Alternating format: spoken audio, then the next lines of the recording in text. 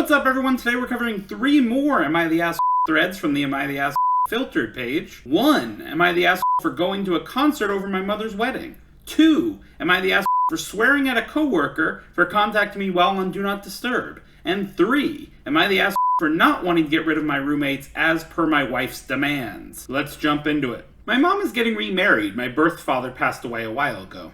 A few weeks ago, I won Taylor Swift tickets on the radio for the same day as her wedding. Damn. I made the decision to go to the concert over the wedding, and I told her this, and she is very upset. Fair enough. She has not spoken to me since.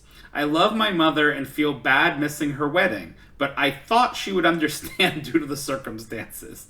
No, I do not like my soon-to-be stepfather, and I feel like seeing Taylor Swift is a once-in-a-lifetime experience that I do not want to miss.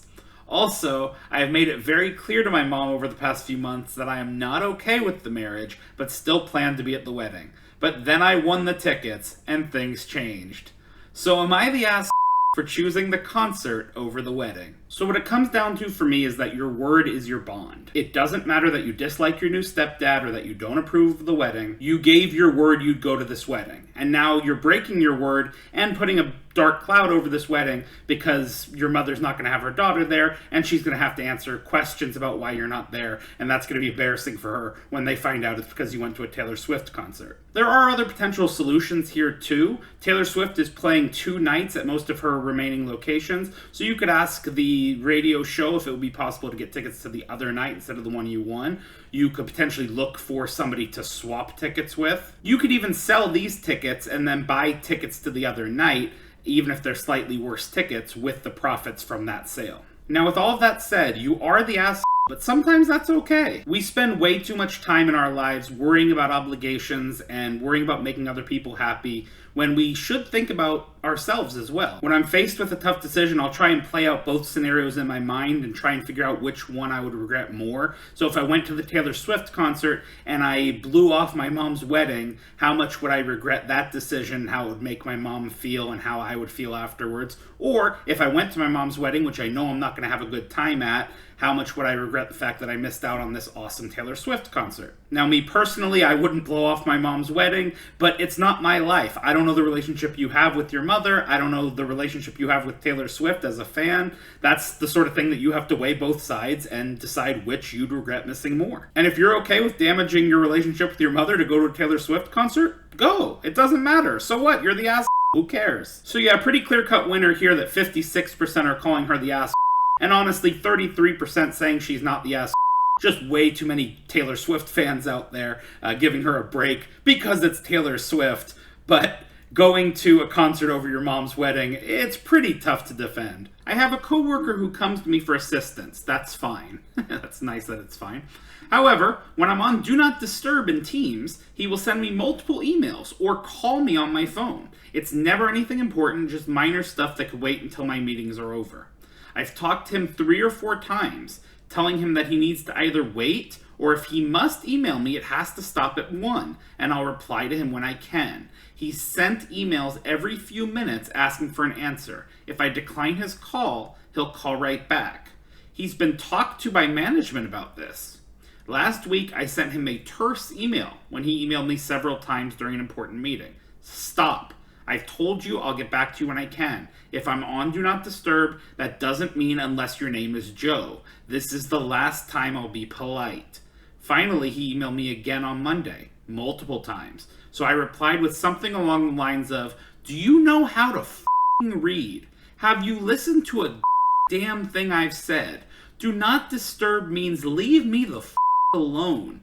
We've had polite conversations about this, but I'm going to be more blunt. Off. You're actively hindering my work. Damn. Note, he's not trying to bait me. He's just thinks that he should be able to get an answer right away from a person. He and a few coworkers claim I was an ass and out of line for swearing at him and being demeaning. Am I the ass? I mean, this guy's living out a fantasy, right? I mean, how many times have we wanted so badly to curse out a coworker like this? The problem is you can't speak like this in polite society, certainly not among your coworkers at work via work email. Stuff at work sucks. You have to deal with it. I mean, this guy sounds terrible. And the fact that he's been warned so many times, not only by the original poster, but by management, he just sounds like the absolute worst. And it would drive me crazy too. But that doesn't give you the right to tell him to f off. You could just ignore him. Especially when you're in the meetings. Yes, it's annoying that a bunch of emails are coming through. Yes, it's annoying that calls are coming through. But if you're in a meeting, first of all, I don't know why you're this invested in meetings. I can't stand meetings, and I would happily have a distraction during them. But if you're actually invested or you're actually presenting or whatever, you shouldn't really be looking at your phones or email anyway. So what difference does it make if this guy is blowing up your phone? And you just ignore it and you don't reward the behavior. I would go as far as to say if he asks 2, 3, 4, 5, 6 times, maybe don't respond at all. If you could do that without getting into trouble. And if you have to respond, just respond and be done with it. The fact that it came through 6, 7, 8 times, just respond on your own time, and the guy will have to deal with it. So yes, I think the original poster is an ass, and really the only question here is if he's the only ass, or if we have to say that everyone is the ass, including the coworker. And I think the coworker's behavior is very clearly out of line. My only question, without having more information, is there something wrong with this guy? Like something's not computing, or is he actually this dense and this inconsiderate that he doesn't care that he's received multiple warnings from both this guy and management? But without more information that there's something wrong with this guy, that he has an issue with reading comprehension, we're going to have to go ahead and assume that he does understand and doesn't care, and that he's an ass too, meaning that everyone here is an ass. And I do have to say my favorite part of this post was when the guy who's constantly bugging the original poster called the original poster an ass, which means he has enough sense to know that there are things you should and shouldn't do in the workplace, and yet he continues to act this way. I mean, this guy just sounds like the absolute worst. I love that he got this terrible email. He deserved it, but you just can't send it. So the consensus here was that 35% say everybody's the ass here. 34% said just he is the ass, but a lot of those people may not have understood that they could vote for both. And a surprising 28 said he's not the ass. I guess they were just living out that fantasy in their minds of telling off a coworker and saying, you know what, good for you, man. You tried politely a few times, it didn't work, go nuts. Okay, backstory time. I, male 34, and my wife, female 34, will have been married for 3 years this upcoming December. I own a 2-family home on an acre in central Jersey that I purchased when I was 25. I rent out one side and live in the other. I have 2 spare bedrooms, and I also sublet, one to a dear friend of mine, male 35, and another to my cousin, female 35. I have always rented these rooms, and having the extra income between the rental side and the rooms I rent on my side means the house basically pays for itself mortgage-wise. I have to come out of pocket for utilities such as garbage, electricity, fuel, oil, etc. Nice investment situation there. My monthly cost of living is anywhere from $600 to $800 handling the aforementioned bills. Relatively cheap for New Jersey, where a 2-bedroom apartment can run you $2,500. So now to the issue at hand. With my wife wants to get rid of our roommates. As of now, she lives for free, absolutely zero cost of living, which has helped her significantly regarding paying down debts, fixing her credit, and so on. She's not out of the woods yet, but she's well on her way. I'd say in about another year or so, she'll be 100% debt-free. Very nice. She has expressed in the past that she would like to live alone, but at the time it just wasn't economically feasible for us to do so. She wasn't working, then COVID happened, blah, blah, blah. No big deal, right? Also, I should mention, you wouldn't even know we have roommates. Sometimes I go days without bumping into one of them. Anyways, this week she slaps me with an ultimatum out of the blue that either the roommates move out or she's going to leave. Wait, didn't he say she's brought it up before? Okay, never mind. Let's continue.